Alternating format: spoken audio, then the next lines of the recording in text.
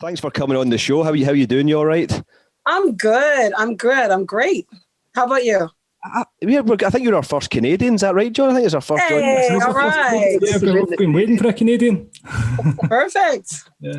Brilliant. Yeah, I'm a big fan of Canada. I've been to Canada quite a few times. We've got close friends of the family in Canada, so it's a beautiful country you've got over there. Based in Hamilton, Ontario. Yes. Yeah. I just drove through Hamilton the other day. Oh yeah, okay, lucky you. Mm-hmm. Yeah, I love it over there. It's great. Yes. What did you like? What did you enjoy the most? So I've done the whole falls thing and all. I've been to Niagara Falls and stuff. That was really good. I think I've been there a couple of times actually. That's always a good adventure. You've done the whole boat thing. Is it the maid? Yes. Made in the mist and all that. Yeah. The Maid of the Mist. Yeah. Did you go into Toronto? I think it's the last time was about over 10 years ago that I've been. So I need to get back over at some point. You're due. Yes, you're due for another trip. Have you been downtown Toronto? Yes, yeah, I have. Yeah, it's pretty cool. Nice. That's the longest street in the world or something, isn't it? It's not good. Yonge Street. Yeah, Yonge Street. Yeah. That's right. I'm very jealous. Right. I'm very jealous right now. I really want to go now. Then you're due. See, you've got it. Toronto's a lot of fun, especially I think specifically in the summer. I love Toronto in the summer because you see the multiculturalism. Everybody's out. It's lovely. It really is. I say it's usually, to me, Toronto's on fire in the summer. Yeah. In the winter before, I've only ever been in the summer because you guys get proper winters over there as well, eh? Not so much anymore. When I was growing up, the winters used to be proper. Like we had snow, like probably past your window. Like I went to school with like snow. You'd have to have a snow suit on and all that. Now, like I look out my window today and there's barely anything. There's like, it snows and then it goes away. Oh, okay. Yeah. So I think global warming we've really seen the impact of that. Mm-hmm. If you go north of Toronto, there's snow. If you go east of Toronto, there's snow, but Toronto itself, not so much. Okay. Yeah, not so much. Not anymore. We noticed you were performing at Niagara Falls, Simone. Is that right? On New Year's Eve? I did. I did. I was performing for New Year's Eve. Ah, yeah. Thanks. How was that? Was having a lot of fun with that as well. Loved it. With COVID, of course, we can't really do much. So the opportunity to perform was a lot of fun. I was just like, sure, but it's going to be Niagara. I'm like, totally. That's when I drove through Hamilton. I was on my way to Niagara. So it was great. I had a really good time. And was that like sorry, go ahead. That you were on? Was it an ice rink or something that you were on?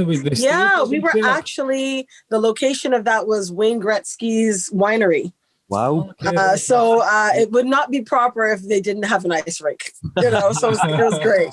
That is the sport in Canada, isn't it? Ice hockey. Absolutely. Absolutely. Canadians, we are very passionate about ice hockey. Yes, it gets quite violent as well sometimes, doesn't it? The guys really go for each other sometimes. All the teams get at it at some point. If there's a beef between two people, then they go. But part of the game, you see there's teeth flying and mouth guards flying and all manner of things flying. Entertainment. Yeah, exactly. What part of Scotland are you guys from? We're Glasgow. Just outside Nice. Glasgow. Yeah. I spent a lot of time in Glasgow. I love it. My sister lived there for the last year. She just came back. Oh, okay. Well, your sister was staying for a year? Sorry? Your sister was staying for a year, did you say? She lived in Glasgow, for about a year. She just came back not the September prior. Okay. So yeah, she loves Glasgow. And we have family there, so I love Glasgow. Brilliant. What's your favourite part about Glasgow, Simone, seeing as you asked John about Canada? We don't have Niagara. Let's see, what did I enjoy? The unhealthy food. Oh, the food was great. Oh, no, I loved everything. Oh my gosh, what's your shopping area there? Is it Buchanan Street, maybe? Buchanan Street. Yeah. I love Buchanan Street. I like to just walk in the whole area and just take in like all the buskers, the hustle and bustle. I don't know. Let's put it this way. There's not a part of Glasgow that I've been to that I didn't like. Mm-hmm. Yeah. How about that? Yeah. Get some of that Scottish banter. Yeah. I love the Scottish banter. I love it. I love Scotland. I absolutely really, really like it there. It's very peaceful. It's laid back. And what I loved was Christmas is such a big celebration. There's so much joy, and I don't know, there's just a beautiful energy about Scotland that I really, really enjoy. And then my family's from Guyana, and there's a lot of Scottish. We realize there's a lot of Scottish influence there as well. So it's very cool. And turns out my great-great-grandfather somehow made his way from Scotland all the way to Guyana and married himself a Caribbean girl, and here we are. So there we go. So I've got some Scottish roots. Brilliant. Yeah. This is like a reunion more than anything, I think. Yeah, we could be cousins. Yeah, I think there we go. A lot of Scottish people emigrated out to Canada. Quite a lot of people emigrated to Canada from Scotland. Yes. Done thing back then, really. Yeah, I think to travel around. Yeah. I think a lot of people. There's a lot of Scots here. There's a lot of Scots, a lot of Brits, Irish. Anybody from that general place. There's a lot. I think there's a lot of Brits, I think, in Vancouver because the weather is very similar. So you find a lot of people from the UK end up in Vancouver for the weather. Yeah, we need to. Yeah, very similar. When's this? Yeah. How are you guys getting on over there right now with COVID and things? Is it still on lockdown? We're on lockdown. Yeah, we're on lockdown right now. That sums it up in a nutshell. We're on lockdown, so everybody's pretty much home. If you're allowed to go to work, you can go to work. But other than that, we are all home. I know most of the entertainers I know are at home. So we're just kind of waiting for vaccines, and I think our numbers keep going up. So it's just, like, everybody just stay home. Just stay home. Let's get past it. How about Scotland? Very much the same. Actually, I'm saying Scotland the wrong way. I just realized I'm saying Scotland like a Canadian should be Scotland. There we go. Oh, yes. Scotland. That was perfect. Yes. That was better than our accent. I have to say Scotland. I got it. That is the best attempt at our Scottish accent on any show, I think, here. That's unreal. That is as close as I'm getting. I'm not trying any further than that. No, we're on lockdown again as well, Simone. It's a full UK lockdown once again. Unfortunately, we weren't expecting it, to be honest. Yeah. It's starting to ease all of a sudden. It's like, God, where did this come from again? But we're just trying to make the most of it, positive, reaching out to people like yourself and just chatting about the music, really. Awesome. Beautiful. I do the same, so I get it. Yeah. What have you been keeping yourself busy throughout the whole lockdown? Have you been working away on stuff? I have been doing my own IG show where I have different musicians, producers, people of interest on. So it's been a nice way to keep in touch with friends, meet new ones, and just to get to chat with some of the legends as well. So it's you got to find your silver lining in everything. And I think this has definitely been a silver lining for me, as it is for you guys. Yeah, totally. I know me and John definitely are a couple of legends, Simone. We'll give you that. We're honoured. Love it. No, I think it's just Zoom's connected the world right now. I think we've just tried to make a positive outcome and make the most of it. Thank goodness for Zoom. Oh my gosh. Really open. Absolutely. Yeah, it's been a total saviour this year. It's really helped connect people. Like, if you didn't have this kind of format right now, it really would have been a different experience over the last year. Absolutely. I don't know what we would have done without Zoom. Yeah. Seriously, I've been watching the inauguration this morning. Have you guys seen a little bit of it? Yeah, I've missed it this morning. Actually, has it already happened? I thought it was. Yeah, most of it's happened. Okay. Most of it's happened, but I think there's going to be a big concert this afternoon. So Tom Hanks and Bruce Springsteen, I think, are hosting it. Oh, okay. And there'll be performances across the U.S. I was like, okay, I'm the Canadian tuning in. It'll be fun. Yes, a hell of a party going on, I think, over there today, isn't it? Definitely. Sense of calm has returned. Yeah. I saw Trump leaving and stuff and doing the whole speech thing and all that. But I've not managed to see any of Biden today at all. So yeah, watch that one. Okay. That sounds great. Okay. You'll catch it. I'm sure it's all over Facebook. If you don't see it there, you'll find somewhere to see it. Yeah, definitely. Yeah. Have you been working on music, Simone? Have you been working on some music in lockdown? Have you been? You know what? I like to get in studio. I think I've just been trying to do some writing and getting a lot of that done, as opposed to the studio thing because I like to actually be in studio and work on stuff. So just writing a lot more than anything else. And as soon as this lifts, I'm sure we'll be hitting the studio to actually put the words to music and record. So it should be fun. Yeah. Just got a few ideas. Yeah. Yeah. You're talking about Scotland. I think some of your music, Scotland and the UK really embraced it. The Love Inc stuff. It was just the soundtrack, probably to me and John. We're showing our age now, but probably our high school days, wasn't it, John? Just after high school, I think. Yeah. Because just a song that was just doing the rounds everywhere. You know, hearing your voice, I think that was all over the UK. But I think it was 2002 that you guys had the Superstar that was in our charts, kind of thing. It went really high. Yes. Yeah, 2002, 2003, somewhere around there. Yeah. Actually, I did really how I remember that as well was that year I turned 18. So all our friends were turning 18 that year. So we were all having like birthday parties throughout the summer, and literally every single party, like your song was the kind of the end song of the night. Like it just finished everything off. It just kind of finished on a high every night, kind of thing. That's awesome. Having your first beer as well, John. Maybe not the first one. Okay. Well, that's the last beer, I think. I think that the Europe in general, I just think really embraced that song. Had something about it, Simone, that was just it rung true with so many people, I think, didn't it? It did. And I love performing over there because the energy with the audiences is insane. I love it. I love performing over there. It's so much fun. Yeah. I think it was just that Eurodance kind of sound just swept right through, I think, didn't it? It was just that really kind of people embraced it a lot, really, yeah. Well, I think it just has, it's an anthem now for you guys, I know. And I think it's just the lyrics seem to really touch people in a way. They can really relate to them.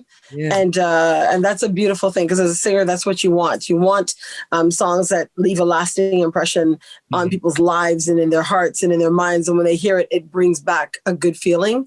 And I think that's what Superstar does. Yeah, even John's not even saying the Office over here as well.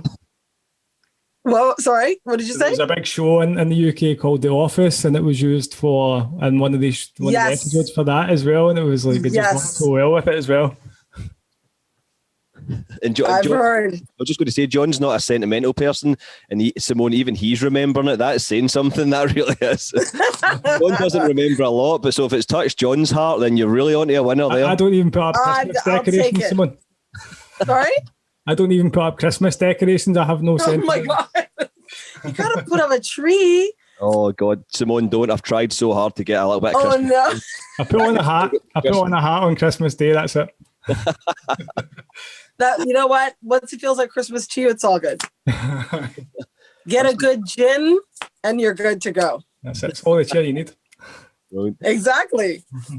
Simone, what was it that kind of inspired you to get into music then? Where did it kind of begin for you? I know it's probably quite a back to that. But what was it inspired you? Who inspired you really to get into music?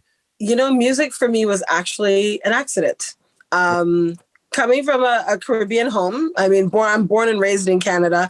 My parents are Caribbean, so music was played in our home all the time. And I actually was more taking to visual art. So I wanted to be a fashion designer, an artist. That's where I was headed. And just by accident, there was a school spirit assembly at my school and a talent show. Okay. And I wanted to sing something. I really had no idea I could, or not sing, but participate in it. And I just happened to be in my living room singing a song. And my mom walked by and she's like, she thought it was my cousin. And she's like, "Oh, Audrey, you sound really good." And I said, "That wasn't Audrey, that was me." And she said, "Well, why don't you sing that for the talent show? Go and audition." And I was very kind of apprehensive about it. And she said, "No, go do it." I went, I sang, I got in. I did a song called "You Needed Me" by an artist called Anne Marie. And I got a standing ovation at the end of the song. And I was like, oh. I really didn't expect to, get that sort of response, but people loved it. And from that moment on, the music found me and I was like, let's do this. Yeah. You have a happy accident, really. Very happy accident. I think what I enjoyed was at that moment was seeing the crowd and how they responded and how happy it made people. Yeah. And that in turn made me happy. If I really gonna break it down from a child-like perspective. And I was like, oh, so once I finished that, I went back the next year. I did another talent show at the same school, got another standing ovation. Like every year that I did it, I would get more and more and more response. And then I went on to high school and I found anything that I could do to be in front of a crowd or to sing or whatever. I ended up being vice president of my student council. And so I had to represent the school a lot. Started a talent show at the school, you know, so it was like one thing just kept parlaying into another. And it just, like I said, music just found me and stayed. So that was it. Yeah, that was it. People say that once you get that buzz and you get that in your blood and up on stage, there's no absolutely. I think is there? Yeah. I couldn't shake the feeling. I think of that first performance. I think that's what it was. I can't think of anything more scary than getting up and trying to sing in front of people. To be honest with you, Simone. No, it's not. You know what? I'll tell you a secret. The bigger the audience, the less fear you'll have. Yeah. The smaller the audience, it's more terrifying. But the bigger the audience, you won't even, you'll feel so free. It probably helps. I think if I tried to do it, it'd be more terrifying for the audience than for me, to be honest. I had a feeling you'd say that. I think we'll just stick to DJing, Simone, because you just stand behind the deck. Look like you know what you're doing. We're good at doing that. Might be safe. I hear you. So what was the first kind of break then, Simone? What was the first kind of break into the music, would you say? Because you formed the first break I had, I would say probably when I did a musical. It's called Mama, I Want to Sing. It was the longest running Black musical off Broadway in the history of American music. I hope I said that right. And it was the life of singer Doris Troy.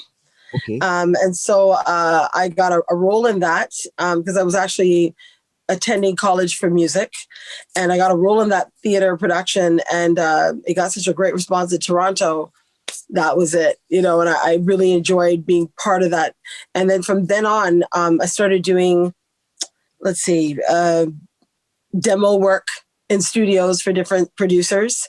And that was a really great space to really learn my craft and learn, because I had to really adapt my voice to different songs. So it wasn't necessarily about, it was about my voice, but it was about interpreting the song in the manner that the writer would need it to be done. So it was really, I really learned how to cater myself and my voice to a certain specific sound, which really came in handy for me. And that's, I think, what I've used till today is that depending on the song that I'm doing, my voice, I will give the song what it needs. Yep, definitely. Yeah. It was a big movement for the dance music scene at that time as well. Was it just kind of happened that you just were quite inspired by that? It was quite early 90s with the dance scene, and you kind of, you know what? Producers. And that was another, sorry? You're teaming up with some producers to focus on the more dance-based stuff, because it was a real craze, wasn't it, in the early 90s, sweeping through the international scene, really? It was, but for me, it was a studio session, actually. So I got called to sing on it with a group called BKS, because again, I was doing a lot of demo work, and I guess they heard about me through another producer that I'd worked with called Anthony Vanderberg, who was affiliated with BMG.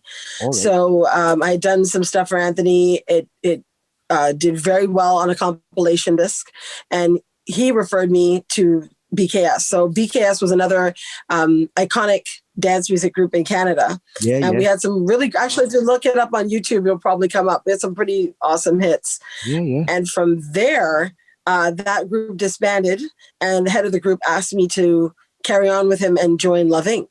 And I was like, sure, why not? I had no idea, though, that Love Inc. was going to be that huge. You know, so it was quite something to be part of it and be part of the whole Vic BMG family and just see the whole machine in action and watch it explode. Yeah, it really did. I think it just something about that. It rung true with so many people that stylist, that sound, that time. I know it's moved on to other things maybe now to a certain extent, but yeah, you'll always hear that song coming up because it's just inspiring people. And that sound that you guys created with Love Inc., you know, there really is a special time for you guys writing that music. No, we're very, very lucky. And I think our first release was actually Broken Bones. That was the first release. And that that shooting that video was fun. That was under our highway, one of our well-known highways, and on top of a Jeep at, I think it was like 4 a.m. freezing, singing along. So it was great. I mean, the impact that song made just blew my mind. Even Broken Bones. I mean, for Canada, it was like out of nowhere. I was like, oh, went from people knowing me on the scene to nationwide people seeing me on the street going, Love Inc. And I'm like, hi, so it was really something. Really something. It was quite big in Canada first of all, wasn't it? And then it kind of made its way over to the UK and Europe. That's right. Years later, am I right in saying that? It was maybe. That's right. Absolutely. Yeah. It shot off in Canada. It was massive. So we had let's see, how many songs did we release?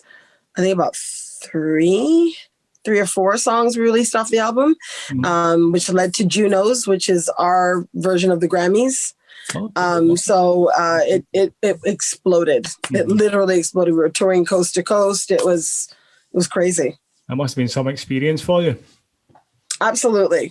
It's something when you, like I said, you go to your local mall or you're shopping, and I at one point I couldn't go anywhere because every time I go up, people would recognize me. And that's an adjustment in itself. But I remember my mom saying, well, if you need something, just go to the mall and get it. Because at that time, there was no online shopping, right? So it was just go get it. And I said, Mom, I can't, because every time I go in there, people are following me. She's like, oh, come on. I said, I'm telling you, I had to take her with me one time. And I was literally buying face wash in the store. And there was, by the time I was in there for maybe 5 minutes, a huge crowd had gathered outside the store waiting for me. And I said, Mom, look.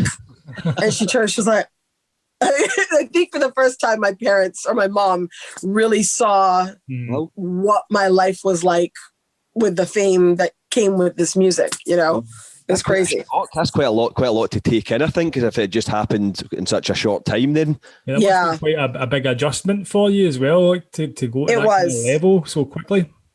It was. I mean, I'd worked with a hip hop group that I toured with them. I was the only girl in the band, and it was like having a big group of brothers because I couldn't go anywhere, I couldn't do anything. They're like, where's Simone? Where's Simone? Where's Simone? And that was a different type of experience. But with Love Inc., being the front person, that was insane. It was insane. It was a lot of adjustment. I don't think that it affected me in a way that I changed. Yeah. It's just that more people knew who I was. And so I'm always Simone. Like that never changes. Yeah. That never, ever changes. I think me and John totally get that, because me and John definitely get recognised everywhere we go as well. It's hard to make that adjustment, isn't it? It's a good thing we have to stay indoors right now, I tell you. Even if we wouldn't get recognised anyway, John, doesn't make a difference, does it, for us? Brilliant. No, you definitely. It's hard work.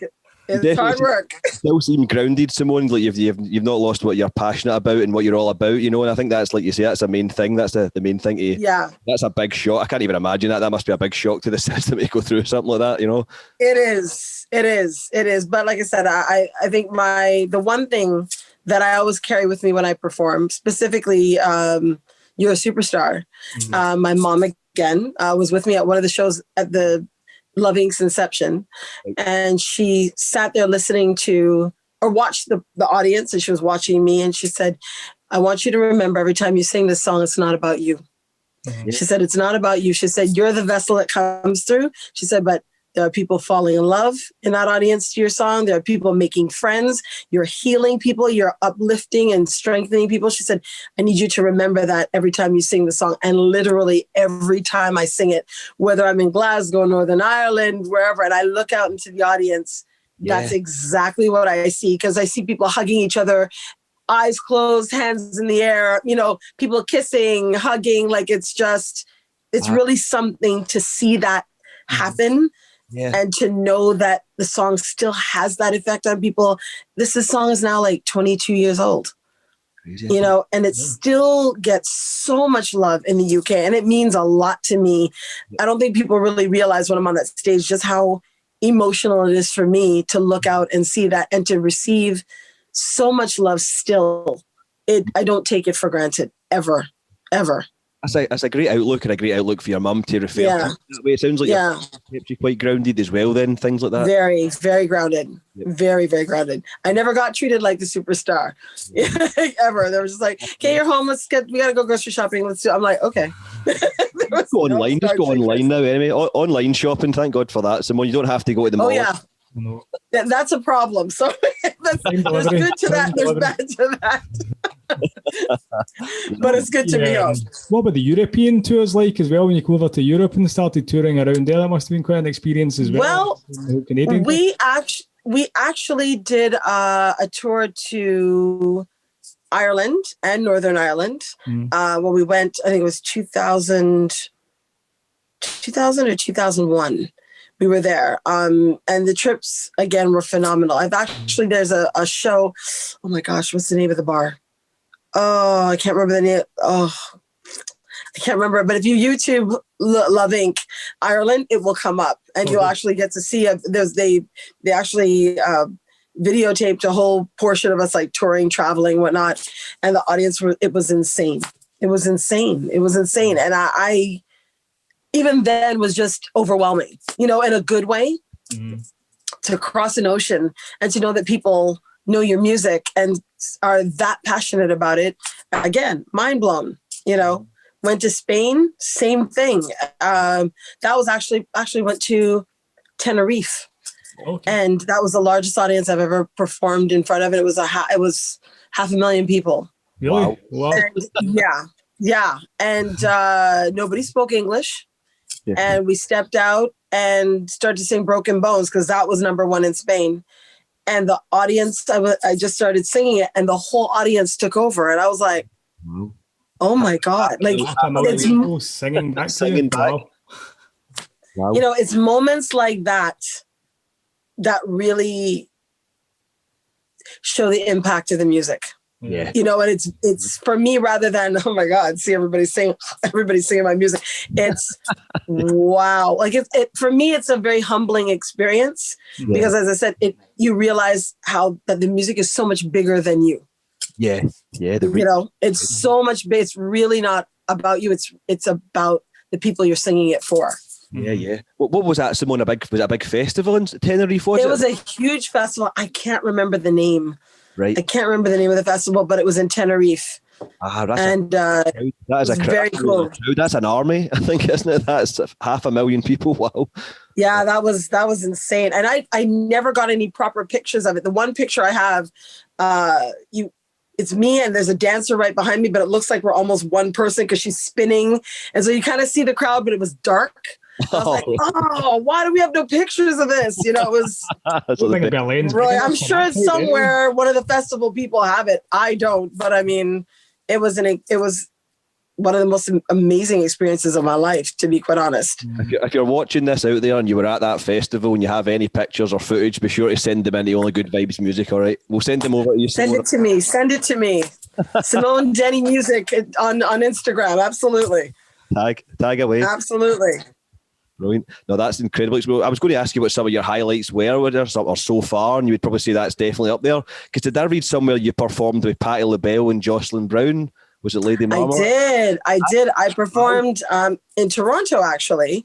Right. There was a big show called Fashion Cares that MAC Cosmetics puts on, and it was a massive fundraiser they put on every year for AIDS, to raise money for AIDS and AIDS communities. Yep. And I performed at it for a few years. I'd met Lionel Richie there and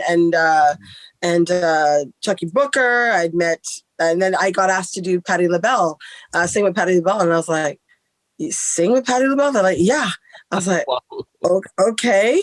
Because I'm a huge Patti LaBelle fan. Yeah. And as a kid, she had performed in Toronto when I was like 12 or 13. I was like 12 or, are you there? I'm there. Oh, yeah. Sorry. 12 or 13. And I'd given her a demo tape. All right. And as a kid. And so getting the chance to actually be on stage with her, it was, I don't get starstruck, but that was a moment I was starstruck. I've often told this story because I'd met her before. I went in, I was chatting with her, everything, rehearsal, whatnot. But when we hit that stage, and she said, come on, Simone. And I was like, wow. Is this a dream? It's actually happening. Yeah, I had a moment. I was just like, I'm on stage with Patti LaBelle. Like, it was surreal. You know, we're singing Voulez-vous coucher avec moi? And I'm like, yeah, that was a moment. I ended up finishing. All I could hear was my manager in the background going, sing! Because I was like, I'm like, she called my name. She said my name. It was awesome.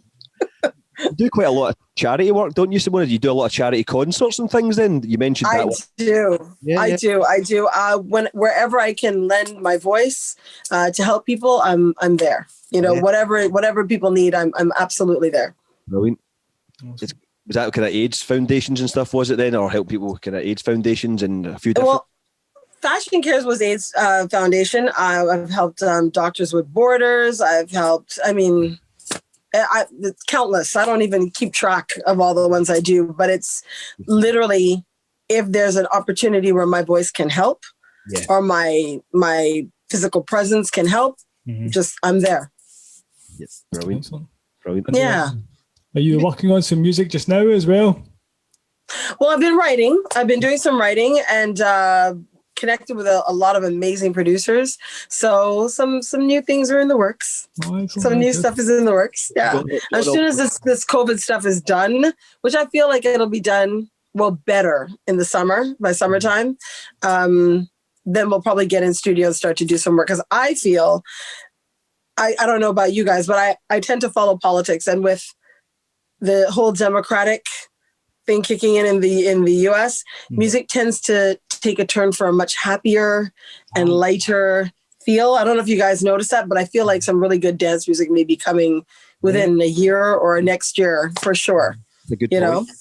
Yeah, I feel like when it goes more Republican, it tends to go more rock and hip hop. I don't know, maybe that's just what I've noticed. So I feel like there's some amazing music coming, you know, in terms of all of it's good, depending on what you like. But I feel like there's some more dance music coming for sure within the next year or so. Yeah. John just likes to press for some kind of exclusive announcements and stuff. Just ignore him, Simone. He just likes to kind of press people. You can press all you like. I can take it. I can take it. Because you'd done your debut album as well, Simone, wasn't it? Was it the Stereo Dynamite sessions? Yeah, I did it. You guys have done your research. I have. I did a rock and soul album, and that was great. That was great. I had a really good time doing that. I was a difference earlier on, and it sounds really, really good. I was really enjoying it. To be honest, I hadn't heard it before, but when I started listening to it earlier on, I was blown away by how good it is. Yeah. Thank you. Yeah, it's a different sound for me. A lot of people were like, she's not doing dance music. Why? You know, and I'm like, well, I'm a musician. I actually come from live music. Yep. I used to play with a lot of bands here, and that's where I kind of cut my teeth, was in the live music scene. And so it was nice to kind of get back to that. And at that time, I had actually, I'm a cancer survivor. So I had just gone through all of that. And so my mood was not necessarily in dance music. It was more, I think, geared to something live and something a little bit darker sounding. Yeah. So that was it was great to do live music, work with a band, be in a completely creative, different direction creatively. So I'm really glad that you enjoyed it. I loved it. Yeah, I was starting to get some James Bond kind of hints of that on there. I'm saying that. Everybody says that. That's crazy. Simone, I'm going to put that out there. Simone Denny for the next James Bond theme. Daniel Craig, if you're watching this. I'm your girl. Yep. I'm your girl. No, it just had a kind of real depth and a real kind of atmosphere to a lot of the music. Really bluesy as well, a lot of kind of bluesy. Yes. Yeah. Yes. Brilliant album. Really, really good. Yes, thank you. Yeah. Was there a different process for you behind actually making that as well, compared to the way you've worked before? You know what? The process is very similar. My manager was heavily involved with that. And we just got together and just wrote and put it out. It was very easy. Okay. Like I said, for me, I tend to be very eclectic musically. And that applies not just to things I listen to, but it also applies to me as a singer. I can sing a lot of different genres. So the process is very similar. I think one of the best parts of that project for me was literally playing with the band. Like I loved playing with the band. We had such great musicians, and it was so refreshing to do something different. You know, so when you do different projects, it reignites your passion for all the what am I looking for? All the sides of you as a musician. And so for me, it was when I do that, it makes me miss dance music, and I go back to dance music, and I do that and I enjoy it. And then I miss doing my live. And so when I get back to my live, I'm like, hey, I'm with the band again, you know? So it's a nice balance for me to be able to do that. I enjoy it a lot. It sounds like it's quite inspiring for you as well, like when you're working in that type of environment. Yes. I love music, period. You'll often see me with my phone out somewhere trying to, you know, I'm like, what is that? What song is that? What is that? Who is that? You know, so it's literally, I could be anywhere and many different things will move me or inspire me. Yeah, I think it's that creative freedom, isn't it? Just that creative freedom to have that as a musician, I'd imagine as a vocalist is essential. An outlet. Yes. What's in your heart, basically, isn't it? And just write what's there. Yes, absolutely. Sometimes dance music's a bit too uplifting if you're not feeling it. You're not in the mood for it. You know what? For me, at this point in my career, dance music is on autopilot. And that's what my friends call it, because I could be at a club somewhere and I'll get recognized and they'll be like, would you come up and sing? And I can literally walk up, they turn on the song and I go right into performance mode. That's what my friends are like, she goes right into autopilot. So I can rise to the occasion and be right in it and enjoy it while I'm doing it. Not just do it for the sake of, okay, I'm singing the song. I actually really like performing Superstar and Broken Bones because I believe in what I'm saying, because of the way it impacts people. So it's like I said, it's very personal. I don't take it for granted at all. Yep, definitely. Awesome. So things are obviously quite difficult at the moment. Then what do you think? What does the future hold then, Simone? What are you hoping for? Hopefully this year and definitely 2022. What's your aims? Where would you like to be then? I would like to be back touring in the UK. Back home. Yeah. Yes. You know what? Yeah, I have friends in Glasgow. I love the UK. I love the UK. I have had so much love and continue to get so much love. So I think for 2020, actually, I might even be there this year. So fingers crossed, fingers crossed, I'll be back. I love the energy. I love the people. I get a lot of love, and I'm hoping to work on some more music. We've got that in the plans for the UK as well. Can't tell you all about it, but I'll be working with Mickey Modell on some new stuff, and also doing another side project. So that's in the works too, and that might be in a whole other genre. So that sounds exciting. Promising. Yeah, it is. It is. I think of all the guests we get on and you ask them what you're missing the most, that usually when they're on tour, it's probably the last thing they want to do is tour. But see, when it's taken away from people, musicians, I think what they want to do is just get on the road and just play that music again. Yeah. I'll never complain again. Not that I complain. Sometimes you get it and you're tired and you're just like, oh, I'm so tired. And I'm like, you know what? I will never do that again. I'm like, let's go. Yeah. Bags. Time to go. Ever. See if ever. I miss my audience big time. Yeah. See for yourself, Simone, obviously getting pushed into the limelight at such a kind of young age and quite a shock to the system. Do you have any advice for people to follow in your footsteps, or and possibly in this kind of modern social media world? It's such a different world now, I guess, isn't it? Have you got advice for people aspiring to do the same sort of thing? Absolutely. I often say to people, if you want to do music, do it because you love it. Yeah. Like you truly love it. It's what makes your heart sing. It's what makes you happy, because that joy that you feel is what the audience is going to feel. Yeah. Also, if you're going into the industry, know who you are and know what you want out of it. Yeah. Very, very important, because it's a big beast in a good way. And if you don't know who you are and you don't know what you want, it can swallow you whole. Yeah. You can lose yourself, and I think the biggest one, because I did a TEDx talk a few years ago, and I think be true to yourself, is very important. And be open to anything, because you don't know where your blessings are coming from in music. I started out in R&B and soul, and if I had not been open to dance music and didn't take that session with BKS, I wouldn't be here. I wouldn't be with Love Inc. I wouldn't have had the hits that I had. You know, a lot of people tend to say, oh, okay, Black girl, you got to do one style of music. You know, oh, she doesn't do rock, she doesn't do this. I don't subscribe to that. I'm open to everything. Mm-hmm. I think that's really important for musicians to not block themselves or lock themselves off into one specific genre. Yeah. Try many things. You won't know who you are as a musician or a singer until you try many different things. Yeah, that's good advice. That's the best advice we've had on the show, John, I think, right there, isn't it? Thanks. Life lessons. Yeah, that is it. That's why we like to ask, because it's just such a difficult kind of business to break into, I think, for a lot of people. Yeah. So it's good to ask people like yourself what, some good advice. Yeah, and it's important to know. I mean, I wish I had somebody to give me that advice as I was growing up and coming up in the industry. And like I said, do it because you love it. Because if you're doing it for money and fame, there's no guarantee you're going to get that. And truthfully, if you look at the industry, it's about 5% glamour and fame and 95% hard work, sacrifice, and preparation. Yeah. That's just the truth of it. Yep, definitely. Just before, we're still in the whole lockdown thing right now, pretty much for everybody. So, what would you recommend people binge on Netflix right now? Well, my sister usually guides me with Netflix because she's in film and television. So, what I have been binging lately would be Bridgerton. Okay. It's been a lot of Bridgerton. Oh, have you guys seen Bridgerton yet? No. What one's that again? No, you gotta watch.